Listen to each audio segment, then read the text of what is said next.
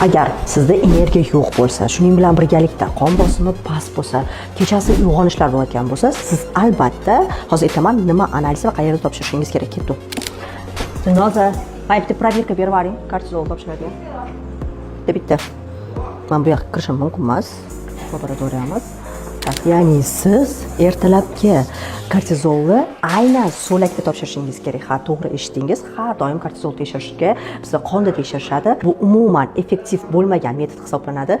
O'zbekistonda desam ham bo'ladi-yu, aniq bilmayman, lekin Toshkentda yagona faqatgina Level Med klinikasida so'lakda kortizolni tekshirish imkoniyati bor. Qanaqa topshirish mumkin?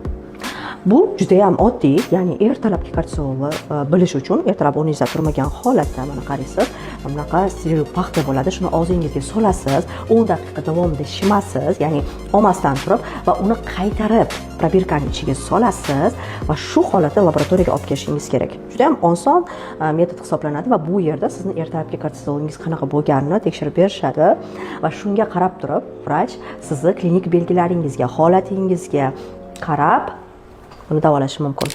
Agar siz aynan past kortizol bo'lganda nima ishlar qilishni bilmoqchi bo'lsangiz, men sizni 25-yanvarda Energiya Boom offline uchrashuvida kutaman.